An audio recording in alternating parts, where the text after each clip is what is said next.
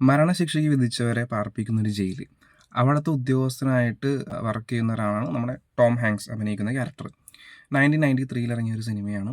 അപ്പോൾ ആ ജയിലിലേക്ക് 2 പെൺകുട്ടികളെ കൊന്നു എന്ന കുറ്റത്തിന് ജോൺ കോഫി എന്ന് പറയുന്നൊരു ഭീമാകാരനായ ഒരു കറുത്ത വർഗ്ഗക്കാരനെ ജയിലിലേക്ക് കൊണ്ടുവരികയാണ്.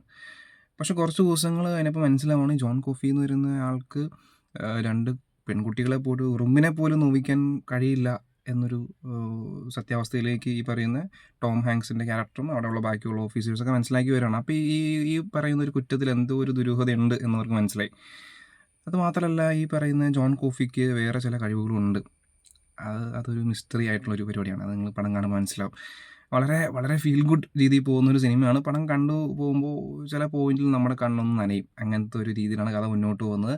3 മണിക്കൂറിന് മേളിൽ ദൈർഘ്യമുണ്ട് പടം. ബട്ട് കിടിലം പടമാണ്. One of the best classic ever എന്ന് ഞാൻ പറയും ഞാൻ കണ്ടതിൽ വെച്ചിട്ട്. ഞാൻ ഇതുപോലെ നേരത്തെ അടിപൊളി മൂവീസ് കാണാൻ വേണ്ടി ഇങ്ങനെ സെർച്ച് ചെയ്ത് കണ്ട പടങ്ങളിൽ ഒന്നാണ് ഗ്രീൻ മൈൽ എന്ന് പറഞ്ഞിട്ട്. നിങ്ങൾക്കൊരിക്കലും നഷ്ടമായിട്ട് ഫീൽ ചെയ്യില്ല. ഒരു സ്ലോ പേസിലായിരിക്കും പടം സ്റ്റാർട്ട് ചെയ്യുന്നത്. പക്ഷെ നിങ്ങൾ ആ പടത്തിലേക്ക് ഇന്നായി കഴിഞ്ഞാൽ അടിപൊളി എക്സ്പീരിയൻസ് ആണ്. കിടിലം പടം. നിങ്ങൾ കണ്ടില്ലെങ്കിൽ ഉറപ്പായിട്ടും കണ്ടു നോക്കുക. പടത്തിൻ്റെ പേര് ദ ഗ്രീൻ മൈൽ.